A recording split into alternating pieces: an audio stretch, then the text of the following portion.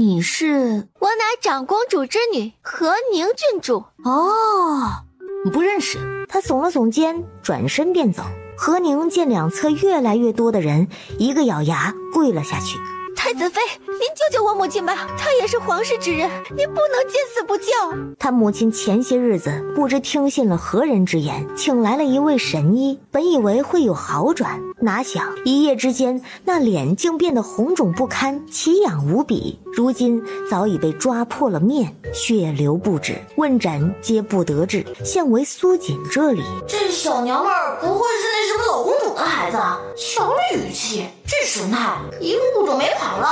你怎么比我还生气啊？这女人显然就是故意挑地方，用流言逼迫你呢。你还笑？别在这瞎扯犊子了，收拾她！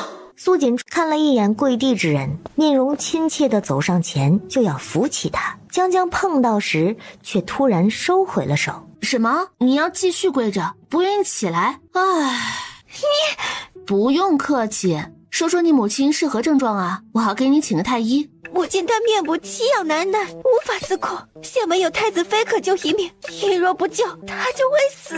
这样啊，别担心，你要往好处想，万一得了不治之症，这回已经没救了呢。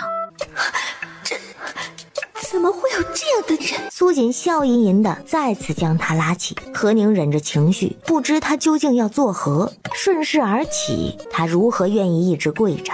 两人长长的袖摆瞬间相连，一个冰凉的物件轻触手背，何宁一僵。来，送你一个礼物，是你想要的那个哦，握住。何宁没有多想，手掌翻转，准备摸索一下，苏锦却猛地后退一步。那本是掩在袖口下的匕首毫无遮挡地露了出来，手柄还握在已经愣住的何宁郡主手上，众人皆惊。有人行刺，保护太子妃！你竟要行刺我！来人，给我拿下！一群人冲了上去，将人围住。何宁已经吓傻了，这才反应过来，猛地放开匕首，惊得缩了回来。不是，我没有，这不是我的。众人只当他想逃，动作更快，毫不费力地将他拿下了。放开我！何宁惊叫出声，哪里还不明白这是被陷害了？怎可拿长公主之名做掩护，做出这等事？你还敢惺惺作态？是你陷害我！放开我！哪里还有人听他说什么？两侧路人议论声越来越大。光天化日之下行刺太子妃，好大的胆子！抓得好，这女子简直是疯魔了。行了，带下去吧，可别让她再伤了无辜之人。话落，看也不看，一身轻松地踏上了车架。人群中一男子瞬间抬起了头，朝着马车看了一眼，大步离去。男人一路来到秦府。大人，属下已是看清太子妃没有插手的意向，且和宁郡主已经被抓了起来，想来他们之间应有嫌隙。好，秦素满含恨意的大笑出声，并不在意何宁为何被抓，满心都是快意。这一次他定要将那女人留在京城，给他儿子陪葬。将何宁被抓的消息通知长公主，务必让她听清楚。是。刺杀太子妃可是死罪，不过多久便有人进宫禀了明元帝，交给太子处置，郡主的封号先罢了，贬为庶民。人几经转手到了太子手中，明觉询问一番，脸上瞬间带上了冷色。他不管他是否要行刺，但当众跪下求药便是有意让太子妃难堪，他如何会让他好过？公主，郡主被人抓走了。说清楚。片刻，听完下人的叙述，本就不忍直视的面容变得更加狰狞。何宁怎会去行刺苏锦那个女人？过来，与我松绑。他本是怕自己控制不住，命人绑住了手，如今为何所有人都与他作对？下人唯唯诺诺，有些犹豫。旭阳见人不动，眼神发狠道：是不是都想去死？仆人们不敢拒绝，哆嗦着手给他松了绑。可能是刺激过多，他拿起帷帽戴上，直接去了苏宅。以往是怕得罪太子，不敢硬闯，如今他已是这副模样，还怕甚？然而如此这般，还是未能进入。不说明面上，就是暗中的人手也不会让他接近半分。明觉下了车架，见府门前被拦下的人，眉峰一凝，将人拖下去。明觉面色森寒，丝毫没给人说话的机会，转而低声吩咐道：去趟秦府，告诉秦肃，他如何收拾人本殿不管，但若是他胆敢拿太子妃做法子。佐伊抬头小心地看了一眼，抱了抱拳，躬身离去，很快便消失在了原地。隔日正是每3年一度的科举，一家子将苏策送到贡院门口，便不得行进了。二舅舅，你要加油呀！东西都带妥了吗？好好打，大哥信你，一定能高中。苏策重重地应了，带着一家子的期盼，踏步走了进去。他似是想到了什么，向着一旁望了望，直到看见一架不起眼的马车上露出的那一抹红色的裙摆时，不自觉地笑了起来。他还是来了。苏策直直地望了一瞬，也没再多看，眼神坚定地朝着贡院内走去。40道，直到最后一位考生走了进去，守卫罗列两旁，将大门重重地关上了。马车内的秦氏忍不住朝着上方拜了拜，嘴里不停地念叨着科举是3日。苏家人也就没再等，回去了。苏锦却留了下来，他看着前方那辆马车，直接走了过去。宿主，没错，那个爱吃辣条的江二小姐就在马车内。看来2个人进展不错。马车内的江婉还在透过微微掀起的帘子，朝着苏策离去的方向定定地望着，手里攥着一福包，默默地祈祷着什么。小姐，你这绣好了，为何不送出去啊？江婉顺势看看自己手中之物，摇了摇头，没有说话。是啊，为何绣好了却不愿意送了？我认识的江二小姐可没这般小气啊。是你呀，苏姐。刚叫完，似是想到什么，提了提裙摆，下了马车。面对苏锦，他一向有些怂，这般一问，慢慢低下了脑袋，超小声道：我不想麻烦你。当初因为母亲不看好苏策，嘴上应了，等他科举完再一亲，私下却给他定了江府小少爷。两府交换更帖当日，他从家中跑了出来，无处可去，只能想到来京城找他。你和我二哥什么时候开始的？我怎么不知道？他鼓起勇气，朝着苏锦坦白道：是我追的他，原先是我看上你家中的幸福安逸，没有纷争不用伪装，想在苏家赖一辈子，而如今我看上了他这个人，想和他过一辈子，去哪都行。好，你不用跟我保证了，等我二哥出来了亲口说去。苏锦感觉面前的人短短10日真是成熟了不少，知道去争取，不放弃倒是挺好的，就该如此。路要2人一起走，合不合适也只有他们自己知道。一路闲聊，倒也没了生疏之感。他也没多问，有些事儿自己可以管，但感情的事儿还要他们自己解决才是最好的。特向太子、太子妃辞行。出了何事？消息来报，我朝陛下现昏迷不醒。什么时候的事？算下来应有1个月了。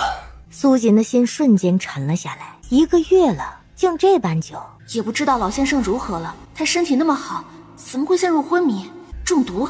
若不是中毒的话，那很可能是先生的2种人格引起的，争夺主权。依照轩辕老先生的心智，不可能毫无准备，短时间应不用担心。上一世大梁虽是乱过，却也平息了，这一世应该也不会有什么大变故。他转身看向苏锦的面色，瞬间明了。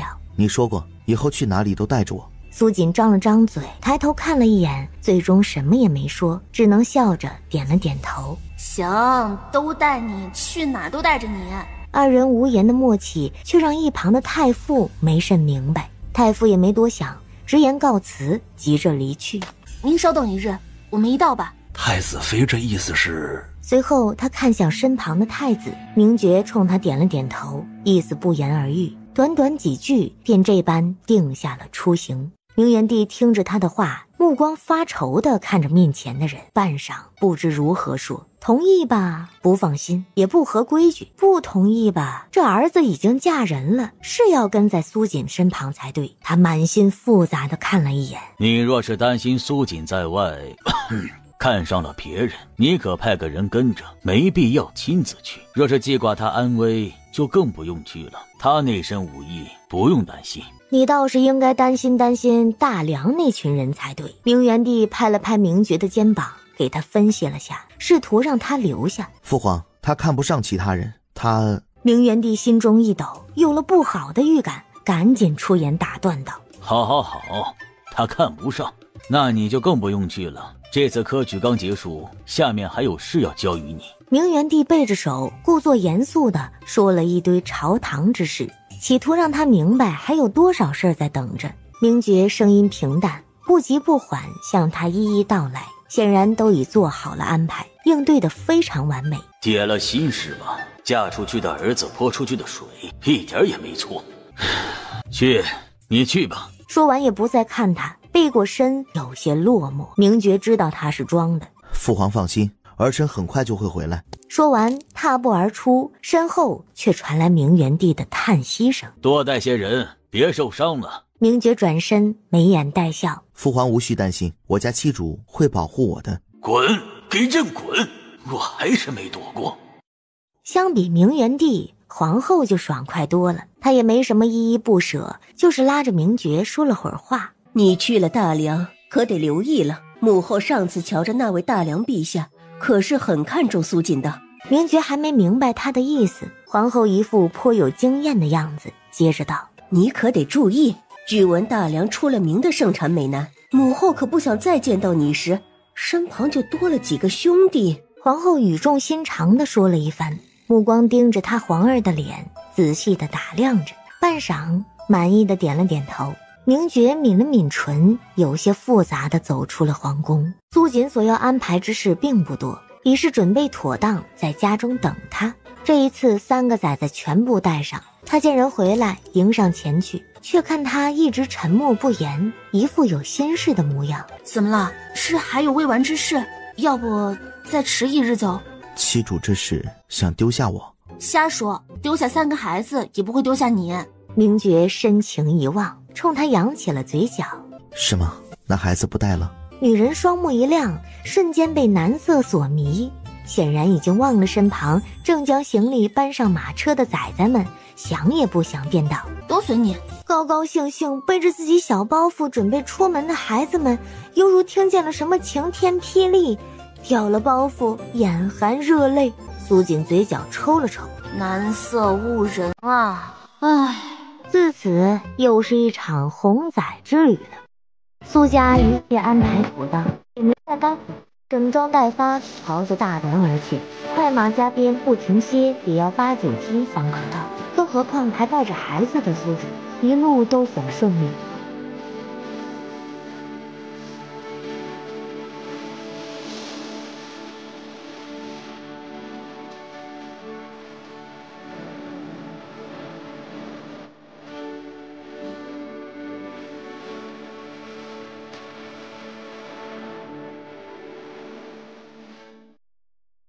宿主，请人到山上有埋伏，我叔叔。苏锦闻言，斜靠在软垫上的身子瞬间支棱了起来。怎么了？前方有人。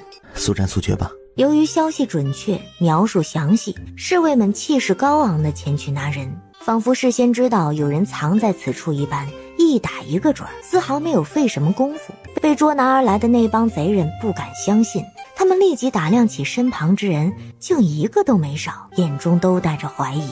那就是他们中有人泄了密。一伙人佯装害怕，快速跪下求饶：我等只求财，并无他意，还请贵人放条生路。其余之人顺势跟着呼喊。为首的那人一边高呼，双眼还在不停转动，似是暗中打量着什么。他向着你所在的马车偷看了3次，朝着后面的车架看了1次。处理了吧。既然不愿开口，那就没有留的必要了。就在此时，太傅探身望了一眼，想要问问情况，哪想来人双目瞬间锁定，手中暗器飞来，直接抱起，冲向后方车架。看来他们是冲着太傅来的。身手不似普通匪徒，应是得了死令。苏锦心里有底了，也没多问。既是阻太傅回朝，定是大梁出了事儿。他只要将人安全送回，自会有人跳出来。太傅被吓得惊了一瞬，见人很快被拿下处理了，到嘴的话又咽了下去。他们这是想对自己出手啊！想来陛下这次昏迷是没瞒住，才有人坐不住了。这次前往大园，临行前接得了陛下吩咐，手中有道密旨，现正在他手上。不用想也知，那些人应是为了这个而来。我说你们差不多行了，乖宝，听娘的，别太苦了自己啊。乖宝顺势抬起头，身子一背，假装没有听见，小表情异样认真。近来他课业可优秀了呢，现在已经和大宝并列第2了。就要见到先生了，这样让先生看到我的厉害，我已经不是原来的乖宝了。想到这儿，小眼神暗搓搓的向着自己的老对手大宝看了一眼，身子挪了挪，越靠越近，想知道他在看什么，但终究是被大宝挡了个严严实实，什么也没让他见到。乖宝也不失望，小表情很是笃定，他肯定又在偷偷努力了。最近他答对了可多题，但每一次大宝都跟他一样，也对了很多。大宝一定是趁他睡觉时偷偷学习，小肥手举到身前，使劲地握了握，他不能输。苏锦见他说完，不仅没作用，这怎么反而更起劲儿了呢？难不成上次教育的太过了？苏锦眼神示意身旁的男人看去，没事，要见到老先生了，难免想要一些肯定嘛。就连淡定的二宝都不时地认真整理着自己的课业，在这些小家伙的心里，老先生是他们的师傅，师傅的表扬自是最特殊的。苏锦了然地点了点头，也没再管，只是严格控制着时辰。一行人速度不变，入了大梁的边界，此地名为岭州。马车内是何人？未知，瞧着着装不像是大梁之人。去查，不可放过一丝，确定人在不在此。他们埋伏在太傅周衍回城的路上，以防万一，分了2波。若是前面之人成功，自是用不上他们。可等了这么些日子，还未见有人回来，多半是凶多吉少了。这次行动绝不可失败。他们这些心思，苏锦一行人暂且还未可知。已是到了大梁，心中一阵松快，就快到了。这马车坐久了，人都没了精神，随意找了家驿站休息片刻。众人刚坐定，一小厮模样的男子冲了上来，冲着太傅大叫道：“老爷！”也就是这么一声呼唤，原本静坐在驿站内的几人瞬间起身，直直地朝着太傅袭来。侍卫不需吩咐，已是飞身迎上，其余之人行动迅速，围在两侧层层防卫。苏锦瞅了眼身旁的孩子，见他们没有任何害怕之色，反而瞪大了眼睛，眼中带着光，是他白担心了。就是为了太傅，你说太傅身上到底有什么？圣旨。二人聊得随意，但那群袭击之人却是懵了，怎么也没想明白周衍身旁为何有这般多的人护着，且个个身手不凡。然而容不得他们多想，将人拿下。很快侍卫来报：禀殿下，这些人同半路中遇上的应是同伙，他们嘴中皆藏了毒，不肯开口。您看要不要属下？罢了，处理了，不必再费时。是。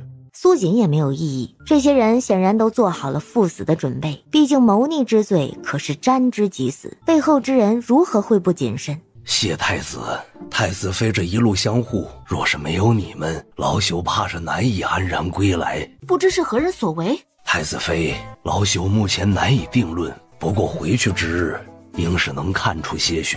毕竟他手中还握着他们想要的东西。苏锦也没在意，他现在只关心老先生何时能醒，大梁如何自是由他们自己解决。不过照目前的情况看来，大梁朝堂怕是不平静，今晚是不得休息了，还是早日去皇城吧。陛下，下官敬你为人高风亮节，最是明辨是非，但如今怎可拿大梁前程当儿戏？这是陛下亲自定下的，老臣曾见过陛下亲笔的密旨。陛下莫要胡言，你要知那还只是个孩子，殿下如何会将储君之位传与他朝皇孙，荒谬至极。他之言应和之人不在少数，立即便有人站了出来。以下官来看，孩子之论实属儿戏，为今大梁需要的是可顶江山之人，趁陛下还未醒，应尽早另立储君才是。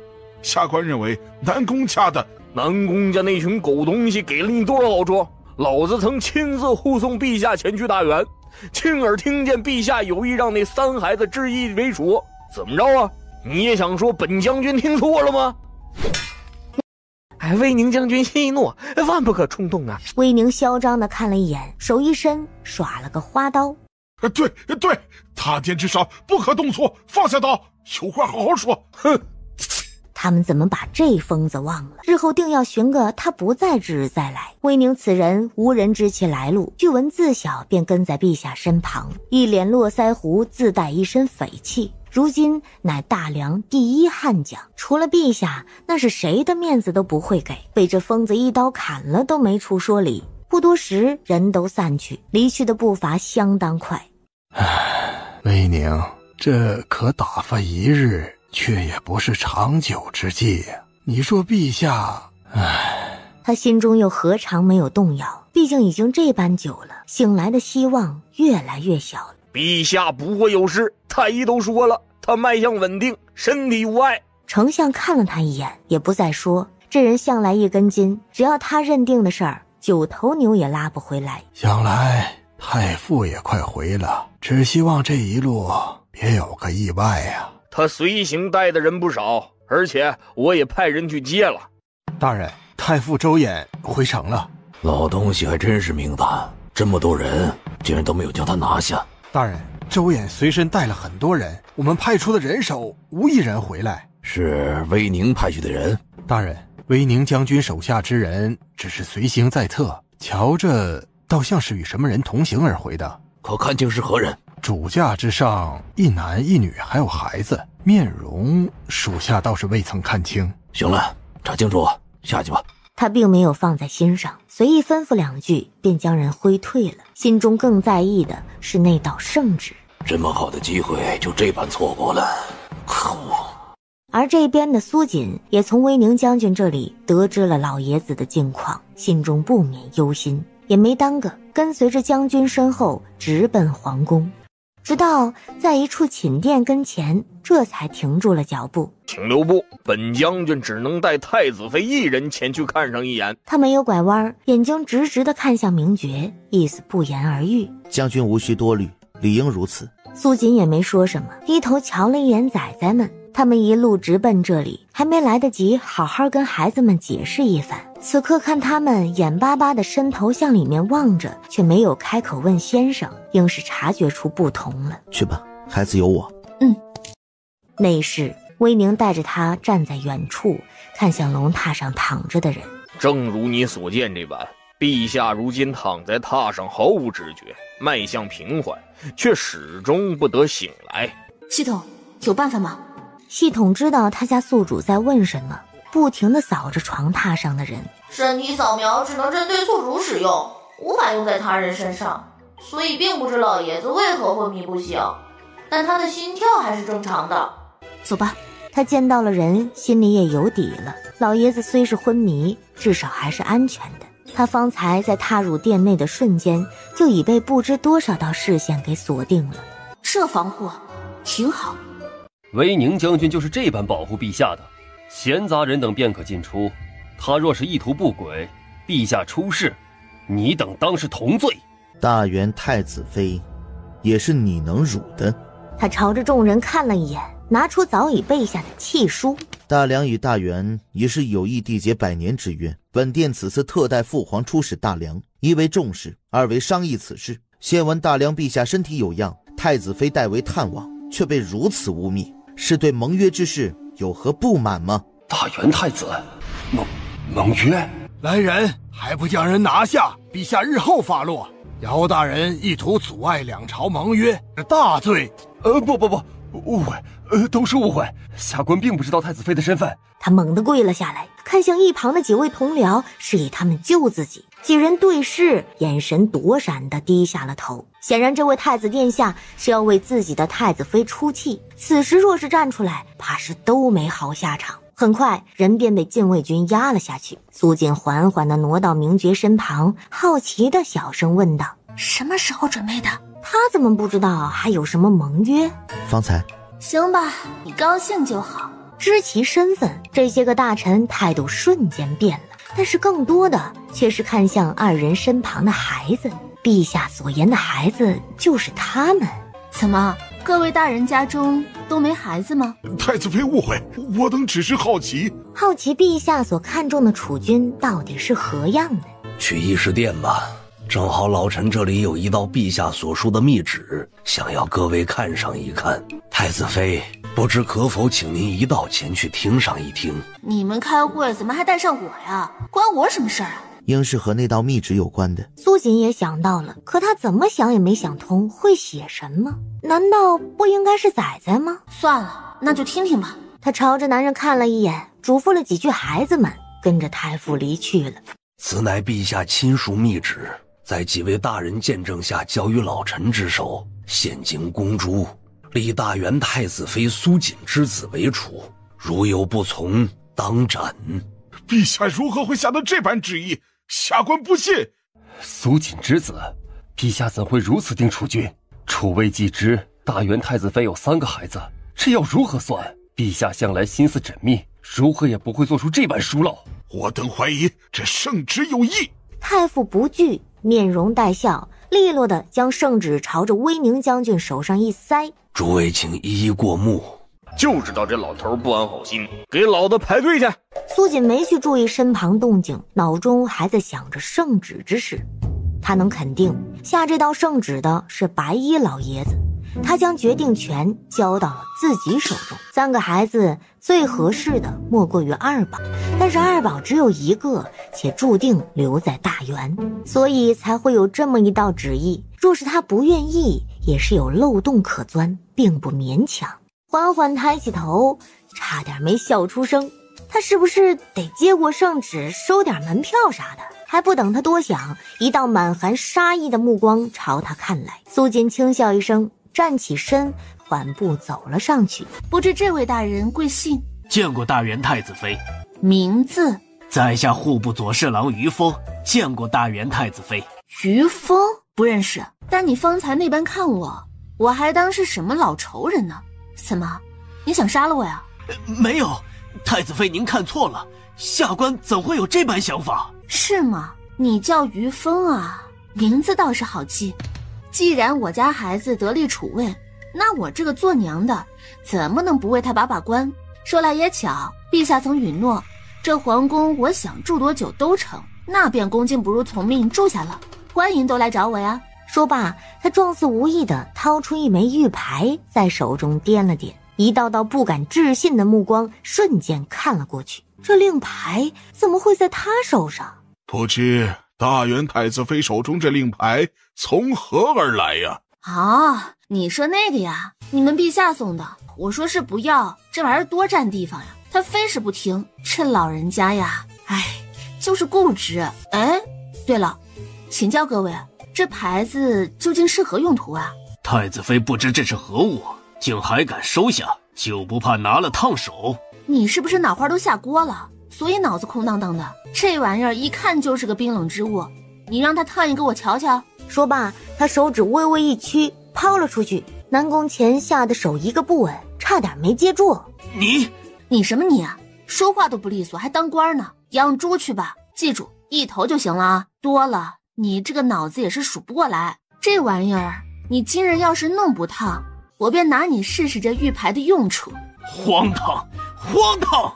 太子妃，您有所不知，这玉牌乃皇城禁军调令之用，平日是在陛下手中，陛下不在宫中，便由大将军掌管。臣也有幸被陛下交托过一段时日。合着是铁打的令牌，流水的主人呗？这位不知名的大人，来，你告诉我，这令牌能不能发烫？太子妃何必咄咄逼人？明知故问。我只问你能不能。太子妃当知，这是大梁，不是你大元，还容不得你放肆。猛地抬手将那玉牌抽了回来，仔细地擦拭了一番。禁卫军何在？一人影不知从何处闪现而出。禁卫军首领莫言听令。拖下去50大板，留一口气儿就行。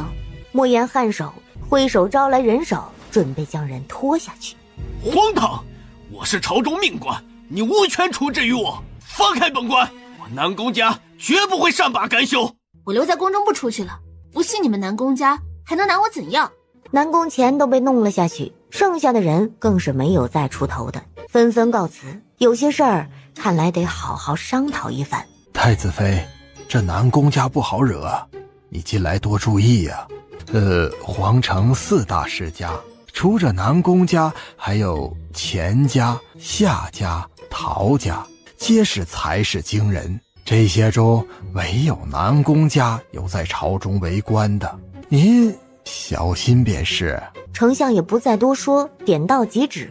想来太子妃会更加小心提防。苏锦确认自己没听错，这是什么惊天好消息啊！童子，咱们找着羊群了，这哪是一只小羊啊，这是整个羊村呐！发了！娘亲，我们以后要住在这里吗？暂时住在这里，我们等老先生醒来，好不好？娘亲，先生他什么时候可以醒？好了好了，他就是太累了，睡着了而已。等先生睡够了，自然就醒了。太医都说了，他身体特别棒呢，我们就在他家中住下，等他醒来。崽崽们还是很相信娘亲说的话的，点了点头。大宝听娘亲说先生无事，只是睡了，很是认真的想了想，扭捏的走向苏锦，软软道：娘亲，那个……怎么了大宝？哪里不舒服？大宝也可以学先生吗？当然，你们要知道他做你们的先生是多难的事儿，定要好好珍惜。那大宝以后也要睡这么久？啥玩意儿？简直哭笑不得。深吸了口气，将话掰碎了，说了又说，务必让他打消这可怕的念头。睡那么久，这已经不是咸鱼了，这是咸鱼干儿，都臭了。二宝正大光明地听着娘亲教训大宝，低声道：娘亲，所以说先生不是睡着了。放心吧，娘亲保证，老先生没事，信我好吗？小人重重地点了点头，看娘亲还在笑，那先生肯定是没事的。已经安抚好2个小崽崽，本想顺着流程再搞定最后一个就完事儿了，但见到缩在一旁背着人不知道在做什么的乖宝时，他脚步轻缓，探身往前一望，只见小家伙缩在一处，小胖手不停地翻转着，表情认真的不行。这练功呢？现在的孩子是不是会的太多了点？打扰一下啊。乖宝听见是娘亲，身子一转，神秘兮兮的左右看了看，超小声道：娘亲，我是不是学会了仙女的法术，就可以将先生唤醒了？乖宝有很努力，可以给先生施法吗？就是这样。这手翻的都啥玩意儿啊？娘不是说了吗？小仙女的法术你要长大了才能用，乖，以后你就明白了。好想快点长大，我会很厉害，会保护所有人，会将先生唤醒，就不会难过了。很快他似乎想到了什么，他不行，但是爹爹可以呀。娘亲说爹爹是大仙男，一定行。哎呀，娘亲定是忘记了，幸亏乖宝记性好。他鼓着小脸儿，满是期待地朝着门外看去。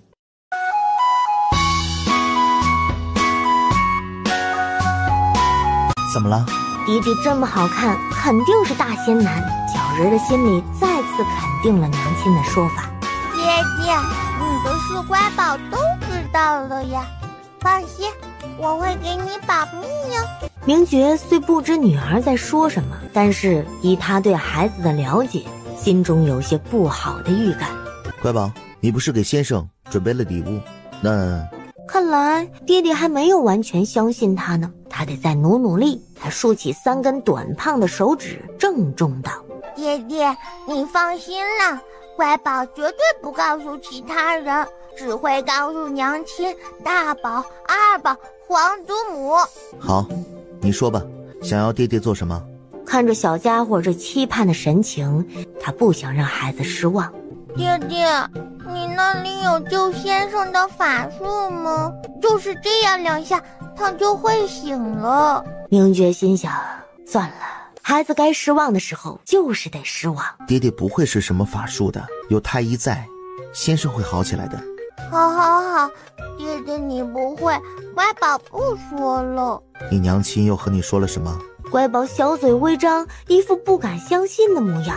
他没说是娘亲告诉他的，爹爹就知道了。法术好厉害呀！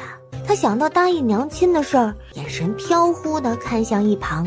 爹爹是大仙男的事，不是娘亲告诉乖宝的。大仙男？明觉目光有些复杂地朝着内室看去。孩子们路上折腾这么些天，早已疲乏。明觉耐心地将崽子们哄着睡了午觉，这才起身前去寻人。此次来大梁，我就没想着空手而归。大梁，我也要各处可见我百味坊的身影。是。他不缺钱，有配方，有人手，做起来自是容易。现在的酒楼早已不是为了盈利钱财而去，他要的是酒楼背后长长的产业链，一个可以成为他耳目的庞然大物。这边交代妥当，心里还在仔细盘算着，一道无法忽视的目光定定地望了过来。苏锦顺着视线看去，不妙啊，这眼神不太妙啊。看着方才走出去的萧管家二人，猛地抬起身追上去。对，他还有事儿没有交代。你去吧，我可以等你回来。苏锦顿了顿，猛地一个转身，很是正经道：我不去，我哪儿也不去。你这么好看，我怎么舍得出去？像大仙男那般好看吗？原来这事儿啊，他还以为是跟崽子们吹的牛，又被他知道了呢。在我心里，你就是大仙男，质感美貌，妥妥的仙男。是吗？那七主大人以后还会看到其他的仙男吗？据闻大梁有容貌更为出众的公子啊，堪称……你这话我不爱听啊，快收回去。最好的已经在我身旁，没有更好的了。哼，男人爱乱想，多半是欠收拾了。他毫不客气地将人拽进房，狠狠地将门焊死了。看你往哪儿跑！明觉顺势跌坐而下。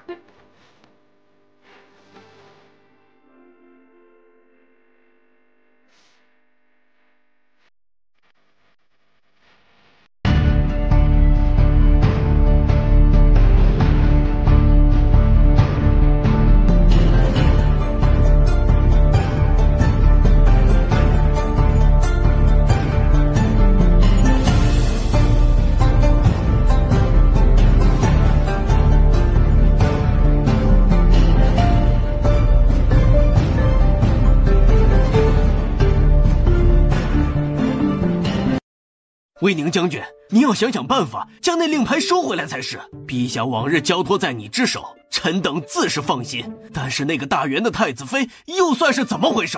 对呀，我等怎么能让这么重要职务置于他朝之手？威宁看着面前这一张张说个不停的大嘴巴子，恨不得将人全都抽飞过去。还不等他发飙，苏锦大摇大摆地走了进来，禁卫军随其后鱼贯而入，手里都抬着些什么。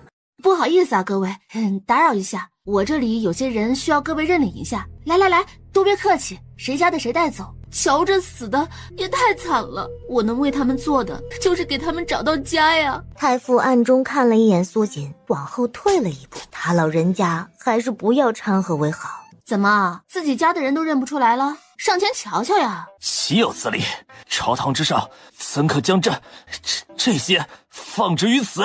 大元太子妃这般行事，属实呀。我瞧着这人同这位大人长得颇为相似，想来定是错不了。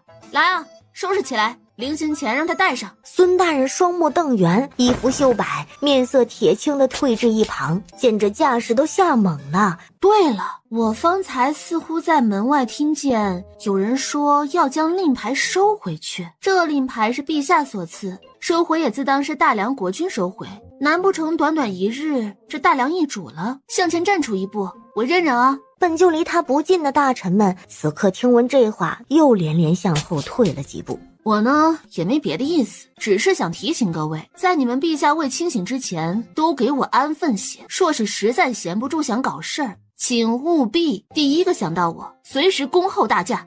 说罢便准备离去，似是想到什么，差点忘了说了给他们找家，他得说话算话呀。那就找个顺眼的委以重任吧。这位于峰大人，您记得多买些棺材，这么些人集体送葬确实不易，但也要办得隆重些才行啊。太子妃是何意？这些人不都是于大人派来的吗？他说是就是，他才没那个心思去找什么幕后之人。这人他瞧着最顺眼，可惜那个什么南宫大人不在，算了，退而求其次吧。苏锦说的斩钉截铁，丝毫没给人解释的机会。好了好了，别废话了，人帮你找回来了，谢就免了啊，我好人做到底，派人送你家中去。说完，脚步一个转弯，没了踪影。于峰有种被当众打了一耳光的感觉，抖着手指着苏锦离去的方向，恨得脑中充血，头向后一仰，险些栽倒过去。父亲，您好些了吗？没事，可是外面发生了什么？父亲，昨日大元一行人在宫中遇刺，死了没？他想也没想便问出了声，后又很快察觉不对，何人所为？这个时候，若是那女人遇刺，他南宫家便第一个逃不了嫌疑。他就算再恨，也没想到这关头出手。父亲，大元那些人没事，只是去行刺之人都死了，无一活口。竟没事儿，算他命大。想到背后之人打的盘算，真当他南宫家谁人都可欺吗？为父有事需你去办。是。谁？南宫场？那是何人？太子妃。此人乃南宫家公子，在皇城甚是出名，有如玉公子的美誉。他给百味坊下了邀帖，神情虽是客气，却言道：您若是不去，这百味坊的货源，南宫家在大梁财势不小，前些年还与陶家的小女儿定了亲，这四家向来同气连枝，若是皆掺上一手，我们虽是不惧，但这酒楼必定要亏上不少。挑事儿，我没理解错吧？那还等什么呀？走着！真是财运来了挡也挡不住，想送钱满足你。手中的书册一拍，大步流星地朝着外间走去。迎面便遇上抱着孩子归来的明觉，脚步定住，朝人眨了眨眼。明觉立即接收到了信号，看向怀中的孩子，先是看了看天边的艳阳，摇了摇头，无奈地朝着苏锦望去。苏锦有些无语，这次他真不是那意思，想的都是什么跟什么呀？纯纯的小夫郎没了，他就想带他出门转转，就他们俩，这能当孩子面说吗？明觉见他面色复杂的朝外看，心中一个恍然，反应了过来，强装淡定的抱着孩子进了内室。片刻，不知他如何交代崽子们，独身走了出来。走吧。显然一副不欲多言的样子。你刚才在想什么？想知道。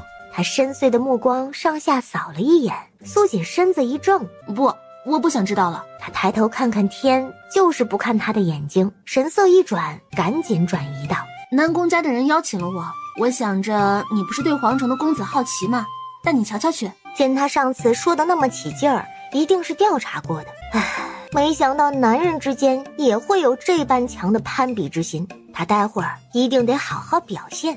不管问谁最美，都是他最美，这回答准错不了。那人是谁啊？叫什么南宫场。见过大元太子、太子妃，在下南宫场，听闻二位感情甚笃，真是百闻不如一见，着实令人羡慕啊。他看似无意地朝着苏锦淡然一笑，苏锦像是没有听见，抓着明觉的手认真地搓了搓，不满道：手心怎么这般冰凉？小管家，去取件披风来。南宫场不禁抬头看了一眼，想到这女人的那些情报，心下嗤笑。有才，我南宫家最是不缺的便是才。在下家中近来得了一块极其难得的赤色暖玉，据闻玉暖身养人，常愿意割爱，若是不嫌弃，我让人送到宫中。不是吧，不是吧，不是真有人将这种当成宝贝吧？哎呀，面色毫不掩饰的嫌弃。乖，拿去砸着玩，没事儿听个响。南宫场目光一瞬不瞬地盯着明觉手中的东西，明觉似是未察觉，捏着玉来回把玩着，手中的热意瞬间传至四肢，直达心窝，嘴角弯了弯。怎么，我家太子平日的小玩具你也想要？看什么看，真是没见识。太子妃误会了，只是常很是羡慕罢了。从未见过像太子殿下这般好福气的。哎呀，那你也真是够可怜的。你是因为没见识才会盯着别人的东西看吧？这会儿又看着我，看我做事，怎么眼角抽抽的，想暗示我送你几个？人长得糊弄就算了，这想的还挺美。别说南宫场，就是明觉听了这话都忍不住抬头看了他一眼。见女人面色严肃的不行，他扬了扬嘴角，别开了脸。见他家男人嘴角扬起的弧度越来越高，满意的点了点头，拿他哄一哄自家夫郎，也算是物尽其用了。这次来此是听说你对我百味坊很有想法，要见我。不知为何太子妃对在下有这般多误会，但南宫家在大梁还是能说上些话的。太子妃的百味坊若是有需要，你这意思是跟我谈合作，来此就为这事儿？太子妃怕还不知我南宫家在皇城行商中的地位，在下此次前来也只为求合作。南宫场是吧？家中可有铜镜？若是没有，麻烦你去烧壶开水，摁进去照照，到底哪儿来的脸，让你觉得有资格和我合作？啊！明觉看了看天空，觉得今日的艳阳甚美。朝堂人人惧你，但这是商场，我南宫家有100种方法让你开不下去。那你大可试试。太子殿下何必动怒？这大梁与大元还是有些区别的，您说是吗？明觉却是看也不看，直直地移开了视线，神色冷凝，仿若未闻。这两人，他双手渐渐握紧，很快垂下了眼睑。苏锦已经是很久没见他家男人生气了啊，真是该死的迷人呐！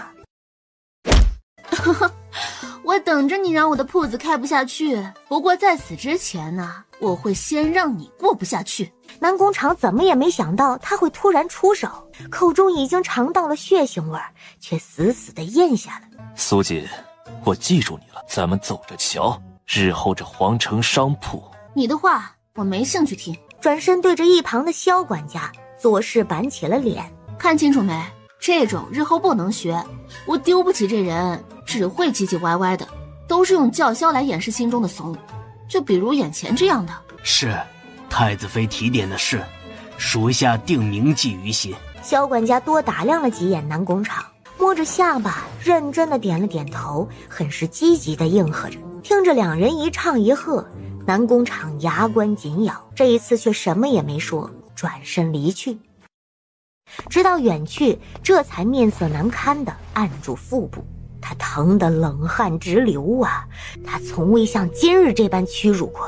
南宫场艰难地一步步走向车架，刚靠近，便被一女子轻声叫住了：“南宫公子，没事吧？”“没事。”“南宫公子，怎么会这样？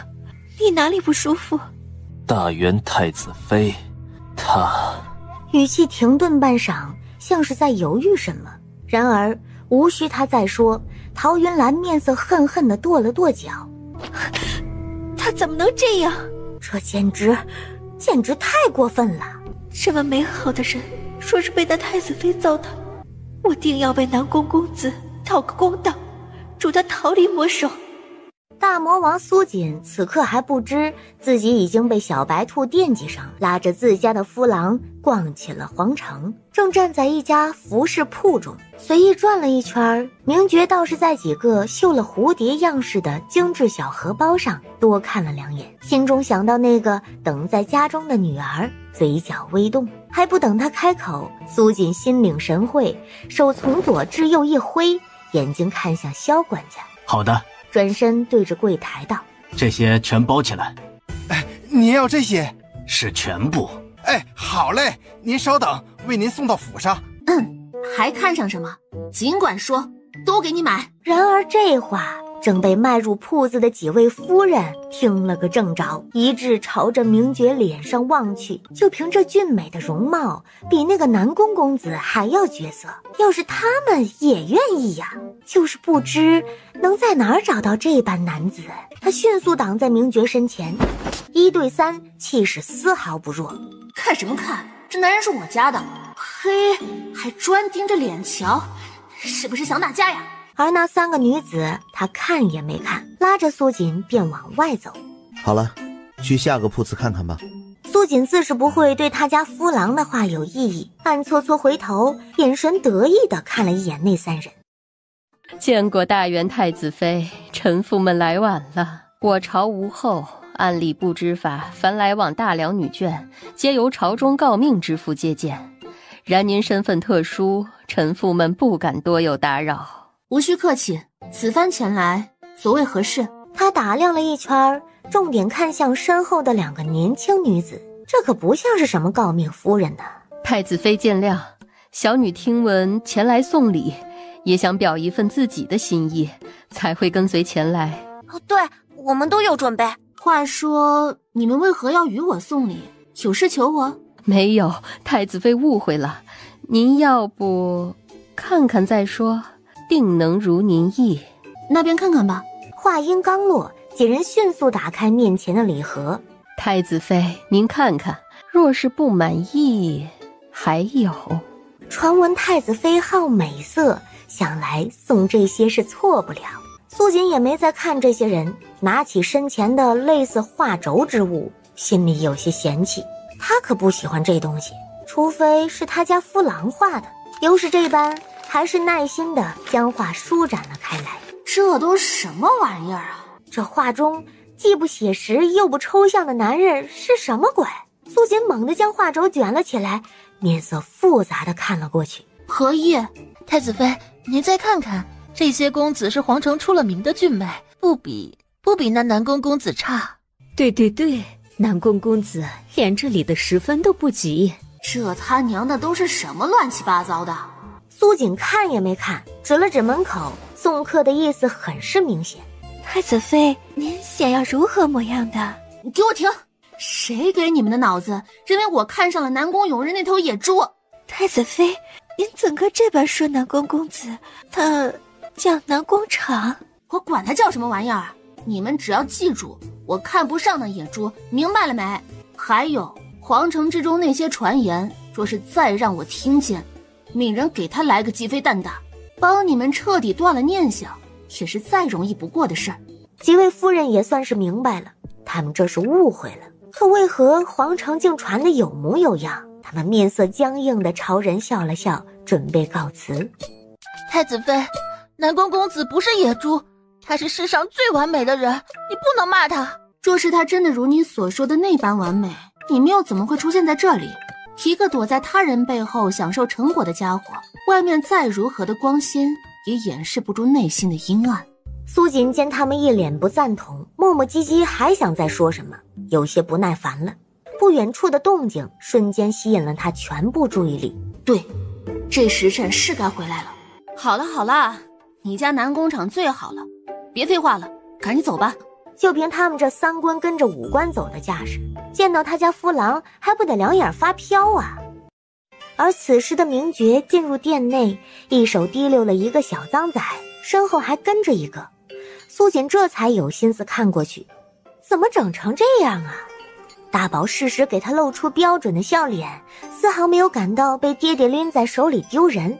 另一侧的乖宝却很要面子的捂起了脸，勉强能看到二宝，那挺直的小身板也没了气势，缩头缩脑的藏着，脏兮兮的小手还抓着明觉的衣袍，躲在了身后不敢见人。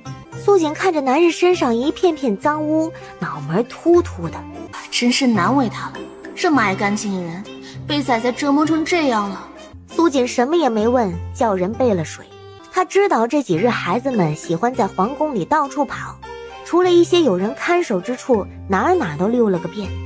他从不组织他们去玩，每日宰他爹都要追出去逮人，哪想今日成了这样。童子，仔仔们每日在哪里玩啊？没有危险，放心吧。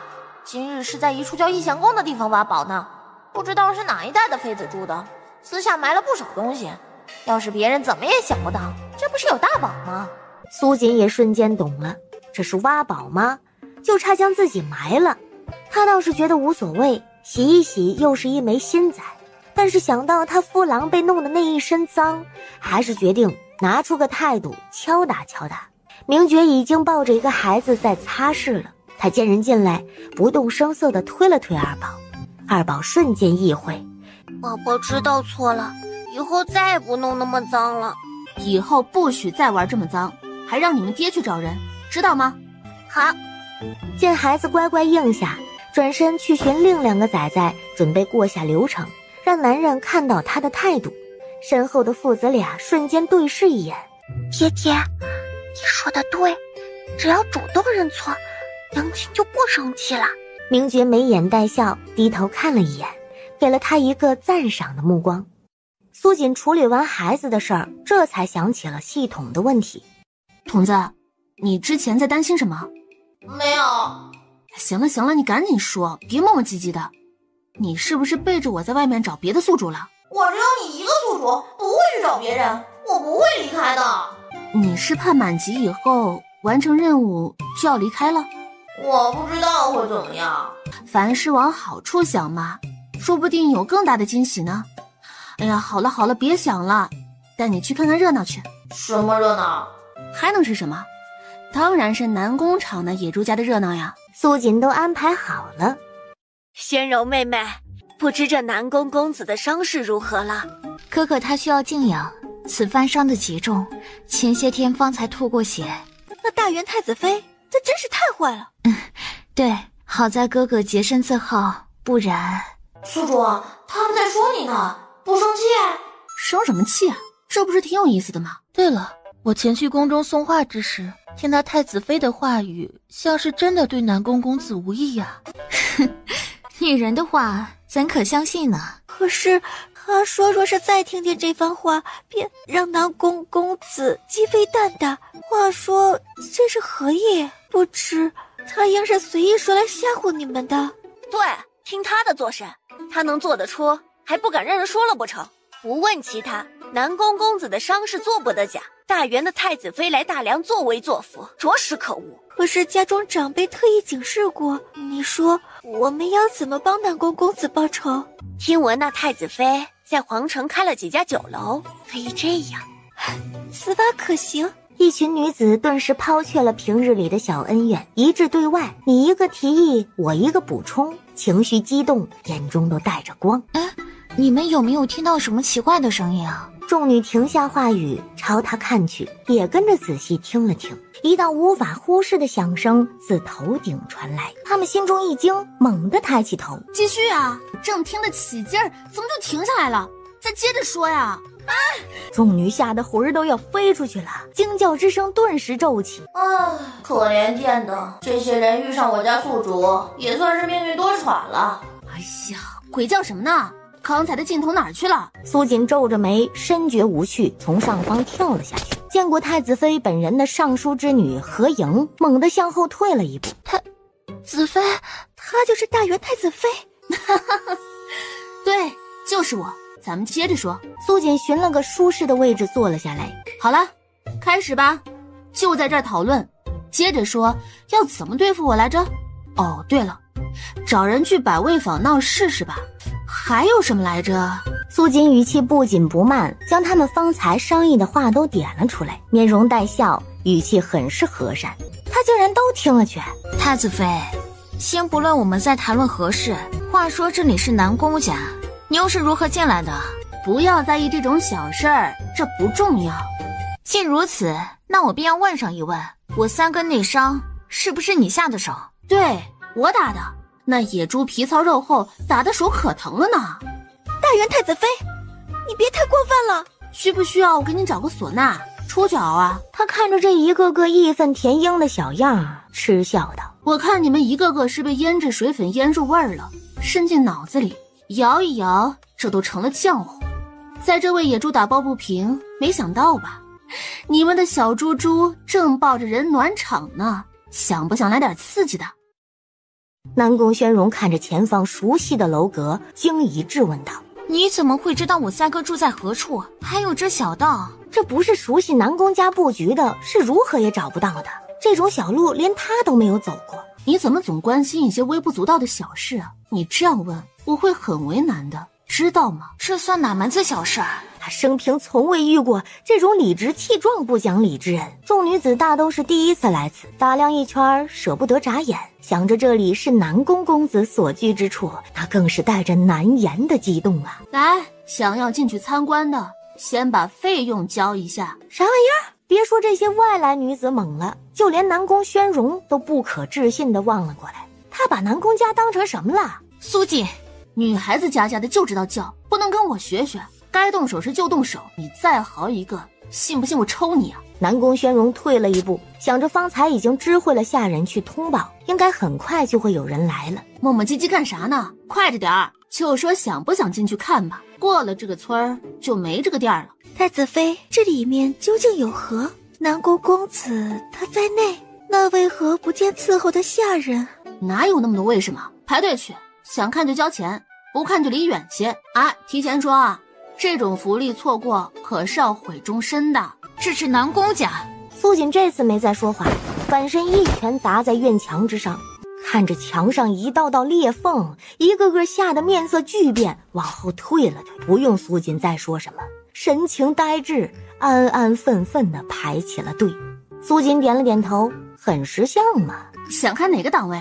价格不同，就最好的。